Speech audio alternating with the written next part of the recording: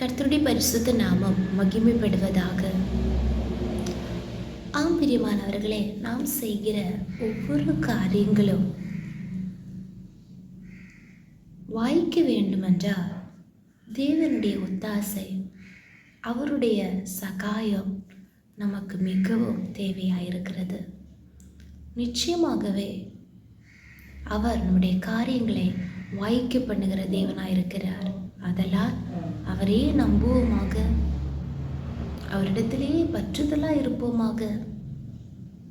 என் தேவன் எனக்கு காரியத்தை வாய்க்க பண்ணுவார் என்று விசுவாசத்தோட அறிக்கை செய்வோமாக. நிச்சயமாகவே கர்த்தர் அப்படியே செய்வார். என்னை கேட்கிற எல்லா தேவனுடைய பிள்ளைகளுக்கும் இயேசு கிறிஸ்துவின் இனிய நாமத்தில் என்னுடைய அன்பின் வாழ்த்துக்கள். இந்த நாளிலேயும் சற்று நேர தியானத்திற்காக நெகேமியாவின் புஸ்தகம், நெகேமியாவின் சரித்திரம் 2ஆம் அதிகாரம் அதனுடைய 20வது வசனத்தை வாசிப்போம். அதற்கு நான் மறுமொழியாக, பரலோகத்தின் தேவனானவர் எங்களுக்கு காரியத்தை கைகூடி வர பண்ணுவார். அவருடைய ஊழியக்காரராகிய நாங்கள் எழுந்து கட்டுவோம்.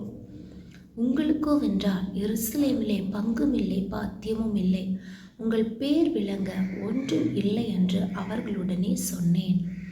இங்கே நெகேமியா சொல்லுகிற வார்த்தையை நாம் அங்கே வாசிக்க கேட்டோம். அவர் முதல் பகுதியில் சொல்லுகிறார், பரலோகத்தின் தேவனானவர் எங்களுக்கு காரியத்தை கைகூடி வர பண்ணுவார். நமக்கும் நம்முடைய ஒவ்வொரு காரியங்களை குறித்து சொல்ல முடியுமா? என்னால் எதுவுமே ஆகாது, என்னால் எதுவுமே செய்ய முடியாது, நான் என்னென்ன காரியங்கள் செய்தாலும் அது வாய்த்து கொள்ள வேண்டும் என்றில்லை. ஆமென், ஸ்தோத்திரம். அது வாய்க்க வேண்டும் என்றால் பரலோகத்தின் தேவனானவர் காரியத்தை கைகூடி வர பண்ண வேண்டும். Praise the Lord. எந்த சூழ்நிலையிலே நெகேமியா இந்த வார்த்தைகளை சொல்லுகிறார் என்று நமக்கு எல்லாருக்கும் தெரியும். அவருடைய 19வது வசனத்திலே 3 நபர்கள், சன்பல்லாத், தோபியா, கேஷேம், இப்படி 3 நபர்கள் இவர்களை பரியாசம் பண்ணுகிறார்கள், நிந்திக்கிறார்கள். நீங்கள் செய்கிற இந்த காரியம் என்ன என்று கேள்வி கேட்டு ஆமென் ஸ்தோத்திரம் தூஷிக்கிறார்கள்.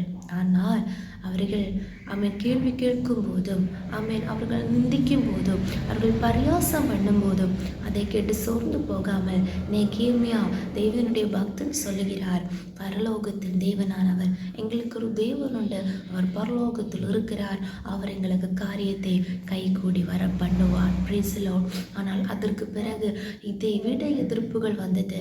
இந்த கேள்வி கேட்கிறதை, பரியாசம் பண்ணுகிறதை, நிந்திக்கிறதை விட அடுத்த அதிகாரங்களை நாம் வாசிக்கும் போது அதனுடைய 6ஆம் அதிகாரம் வரையிலும், 6ஆம் அதிகாரத்தின் முதல் பகுதி வரையிலும் நிறைய எதிர்ப்புகளை சந்தித்தார்கள். நெகேமியாவும் தன்னோடு கூட இந்த ஜனங்களோ வேலைக்காரர்களோ நிறைய அவன் எதிர்ப்புகளை, நிந்தைகளை, அவமானங்களை, பரியாசங்களை சகித்தார்கள், எல்லாவற்றையும் சந்தித்தார்கள். ஆனால் அவன் கடைசியிலே அதனுடைய 6ஆம் அதிகாரம் ஆமென் 15-16 வசனங்களை நாம் இப்படி வாசிக்கிறோம்.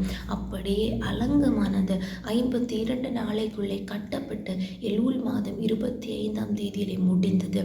எங்கள் பகைஞர் எல்லாரும் அதை கேட்ட போதும், எங்கள் சுற்றுப்புறத்தாராகிய புறஜாதியான அனைவரும் கண்ட போதும் மிகவும் முனையற்று போய் இந்த கிரியை எங்கள் தேவனால் கைகூடி வந்ததென்று அறிந்தார்கள். பிரியமானவர்களே, நம்முடைய தேவனானவர் நமக்கு காரியத்தை கைகூடி வர பண்ணுவார் என்று முதலாவது நாம் அறிய வேண்டும்.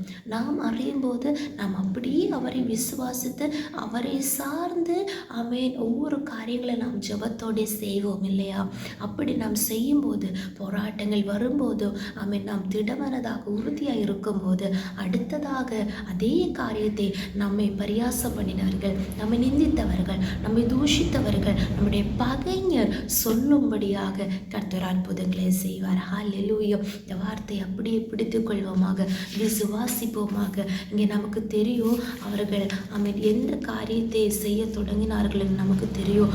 ஆமென் அந்த அலங்கமானது பிரேசிலோ நெகேமியாவின் அதிகாரம் 1 நெகேமியாவின் புஸ்தகம் 1 அதிகாரம் அதனுடைய 3 வசனத்திலே வாசிக்கிறோம். எருசலேமின் சோத்திரம் தேசத்திலே ஜனங்கள் மகா தீங்கையும் நிந்தையும் அனுபவிக்கிறார்கள். எருசலேமின் அலங்கங்கள் இடிப்பட்டதும் அதன் வாசல்கள் அக்கினியால் சுட்டரிக்கப்பட்டதுமாய் கிடக்கிறது. இனி எந்த ஒரு எதிர்பார்ப்பும் இல்லாத ஒரு சூழ்நிலையிலே ஜனங்கள் காணப்படுகிறார்கள். பல நாட்களாக அவர்கள் நிந்தை அனுபவிக்கிறார்கள். இடிப்பட்டு சுட்டரிக்கப்பட்ட ஒரு ஸ்தோத்திர நிலைமையில் இருக்கிறார்கள். ஆனால் இந்த விசுவாச அறிக்கையானது கிரியை செய்ய தொடங்கினதாம். பிரியமானவர்களே, பிரச்சனைகள் மத்தியிலே விசுவாசத்தோட நெகேமியாவை போல எனக்கு ஒரு தேவன் இருக்கிறார், அவர் எனக்கு காரியத்தை கைக்கூடி வரப்படுவார் என்ற சூழ்நிலையை பார்க்காமல் தேவனை நோக்கி காரியங்களை அறிக்கையிடுவோமாக. ஹல்லேலூயா. விசுவாச அறிக்கை செய்வோமாக. நிச்சயமாகவே கர்த்தர் அற்புதங்களை செய்வார். அவர் சொன்னபடியே தேவனால் கைகூடி வந்ததென்று பகைஞர் கண்டு அவர்களும் அதை கேட்டு அவர்களும் சொன்னார்கள், அவர்களும் அறிந்து கொண்டார்கள் என்று வாசிக்கிறோம். இந்த தேவன் இன்றும் ஜீவிக்கிறார். நமக்காக அவர் காரியத்தை கைகூடி வர பண்ணுகிறவராக இருக்கிறார். ஜெபிப்போம். இயேசுபா ஸ்தோத்திரம். எங்களால் இல்லாமல் நேசித்து வழி நடத்துகிற எங்கள் அன்பன் பரலோக பிதாவே, ஆசீர்வதிக்கப்பட்டதான இந்த நாளிலே நீர் எங்களுக்கு தந்த நல்ல ஆலோசனைக்காக ஸ்தோத்திரம் ஆண்டவரே. ஆமாண்டவரே, நீர் பரலோகத்தின் தேவன், நீர் எங்களுக்கு காரியத்தை கைகூடி வர பண்ணுகிறவராக இருக்கிறீரே. உமக்கு நன்றி கர்த்தாவே. எங்கள் சூழ்நிலைகள் அல்ல, எங்கள் நிலைமைகள் அல்ல கர்த்தாவே, நாங்கள் நம்பி இருக்கிறோம். உம்மிடத்தில் விசுவாசம் வைத்து விசுவாச அறிக்கையிட்டு எதிர்ப்புகளையும் போராட்டங்களையும் ஸ்தோத்திரம் அதை நோக்கி கலங்காமல் உம்மிடத்தில் நம்பிக்கையா இருந்து உறுதியா இருந்து தேவனுடைய கிரியை காண கர்த்தர் கிருபை செய்கிறார்களுக்காக ஸ்தோத்திரம் ஆண்டவரே.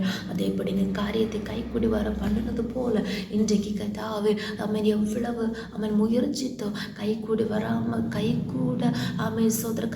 வராமல் இருக்கிற காரியங்களை நீ வாய்க்க செய்து காரியங்களை கைகூடி வர பண்ணி ஆசீர்வதிக்கிற அன்பருக்காக நன்றியோடு துதிக்கிறோம் கர்த்தாவே. வசனத்தை கேட்டுக்கொண்டிருக்கிற ஒவ்வொருவரை கர்த்தர் ஆசீர்வதிப்பீராக, அவர்கள் காரியங்கள் வாய்க்கப்படுவதாக கர்த்தாவே. ஜெபத்தை கேட்டபடியால் ஸ்தோத்திரம். இயேசு கிறிஸ்துவின் நாமத்தினாலே ஜெபிக்கிறோம் எங்கள் ஜெபத்தை கேளும் நல்ல பிதாவே. ஆமென், ஆமென், ஆமென். கர்த்தர் இந்த வசனத்தின்படி நம்ம ஒவ்வொருவரையும் ஆசீர்வதிப்பாராக.